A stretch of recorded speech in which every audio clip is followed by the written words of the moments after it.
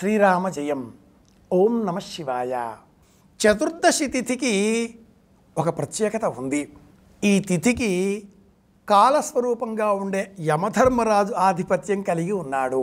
యమధర్మరాజు అనుగ్రహం ఉంటే అపమృత్యు దోషం తొలగిపోతుంది. పూర్వం మృకండు అనే మహర్షికి సంతానం లేదు.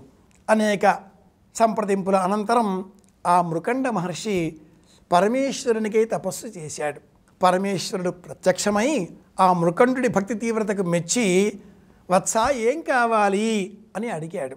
సంతానం కావాలి అని వేడుకొనగా పరమేశ్వరుడు, అల్పాయుర్దాయం గల వివేకి అయిన కుమారుడు కావాలా, లేక దీర్ఘ ఆయుర్దాయం గల అవివేకి అయిన కుమారుడు కావాలా అని కోరుకో అని చెప్పగా, ఆ మృకండు అల్పాయుర్దాయం కలవాడైనప్పటికీ వివేకి అయిన కుమారుడు కావాలి అని కోరుకున్నాడు. పరమేశ్వరుడు అనుగ్రహించాడు. మృకండుడికి కుమారుడు జన్మించాడు. ఆ పిల్లవాడికి తండ్రి మార్కండేయుడు అని పేరు పెట్టుకొని అల్లారు ముద్దుగా పెంచుకున్నాడు.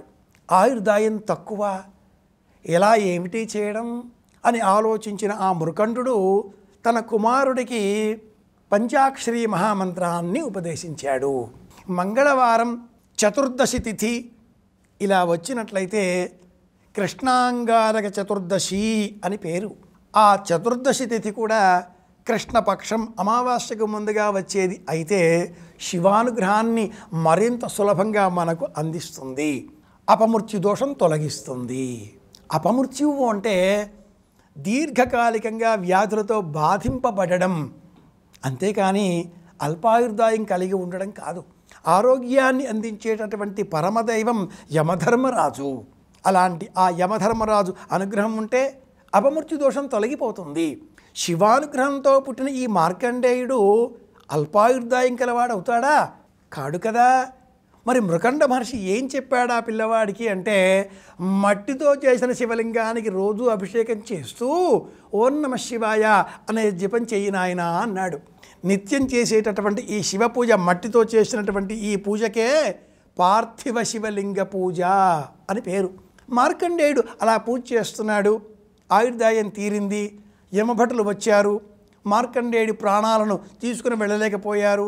ప్రత్యక్షంగా యమధర్మరాజే రావడం జరిగింది. కాలపాశం వేసిన అనంతరం ఆ ప్రాణాలను కదిలించలేకపోవడంతో పాటుగా శివాగ్రహానికి గురి అయినటువంటి సందర్భంలో శివుడు ప్రత్యక్షమై యమధర్మరాజును పంపించి వేశాడు.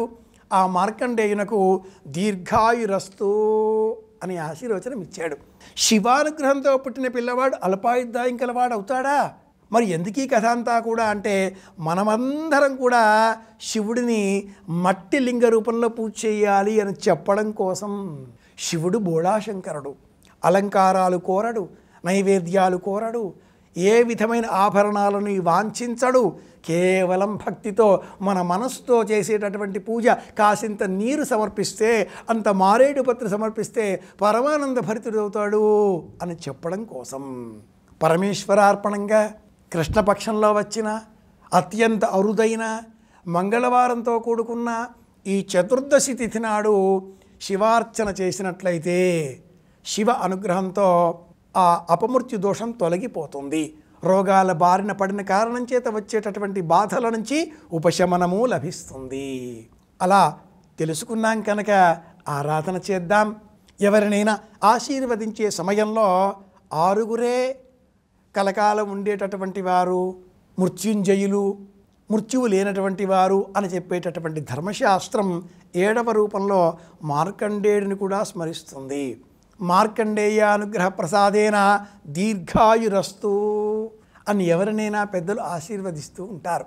అలాంటి మార్కండేయుడిని స్మరించుకుందాం, శివారాధన చేద్దాం, అందరి క్షేమాన్ని కోరుదాం. మళ్ళీ రేపు కలుసుకుందాం. శుభమస్తు.